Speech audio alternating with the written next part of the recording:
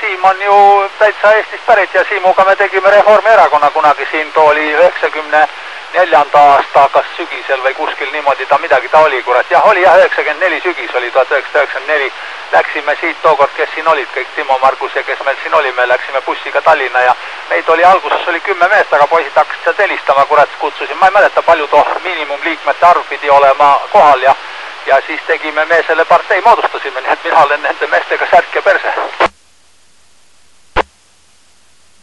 Ja ei, no see on täitsa loomulik, ongi, sealt ta tulebki, ega ta mujalt ei tulegi. Et võib-olla mujalt ka on vaevalt, et juhtmeid pidi nüüd enam keegi midagi sealt transleerib ja sealt tuleb nii pilt kui hääl ja kõik asjad tulevad sealt, jah, eks ta ei ole. Jah, aga ei, lihtsalt läks jutuks jah, et väga imestama paneb kõik see värk, et ma lihtsalt, kurat, no niukest kuradi läbu ja lämu, kurat, et mul on omal kahtjad sellega, minul on tast kama kõik, ma ütlen, aga noh, mis puudutab näiteks, kui seal, kurat, avaliku teema peal, minu pärast tehku seal kinnise peal, mis tahavad. Aga vaata, kui seal avaliku teema peal hakatakse üle kallama, siis ma igatahes astun välja ja võtan väga kardinaalsed meetmed tarvitusele ja teine vend on see Pauh, kes on kuradi seljatagune perselakkuja tegelikult, aga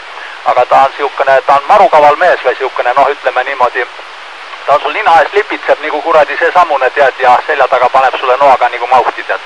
Ja noh, seal on need ärid taga, ta ei saa enda kuradi värki müüa, ta ei maksa käibemaksu ega mitte sittagi, muud kui kahvib niimoodi, tead, mina pean kõike maksma ja küll olgu siis vait, aga näed, seal tulevad veel mõnitused umbes nii, et mina müün, võtan vahelt kasu, kurat, kust kuradist ma seda vahelt kasu võtan, kui ma pean firma kaudu sisse tooma käibemaksud, värgid riigile ära maksma, kui ma selle asja ära müün, ma ei pääse puu taha kah mitte ja sul on hea pärast kurat lebutada raisk, et näe, see paneb kurat vahelt kasu ja võtab, ta on siin küllalt Foorumis neid kuradi artikleid kirjutanud, nii poole sõnaga maininud, et jah, et näed, mehed võtavad siin vahelt, ta on konkreetselt mind ka maininud. Ma saatsin talle täna või ühe PS-i sinna, nüüd ta on selle pannud sinna kõige avalikuma koha peale Foorumisse ja no ei läinudki kaua aega, paistab, et keegi ikka kiikab ka sinna ja mul kohalik maksuamet küsib, et kuule, mis sul selle mehega pistmist on, nad tunnevad kõiki mind, kurat, ja ma siis rääkisin ära, noh, vend müüb niimoodi, kurat, ja mis mina teen, võeti, lubati, ütles, et okei, et meil on, kõik on teada, isikukood ja värk ja telefonid on teada ja lubati kergelt sul sappa panna.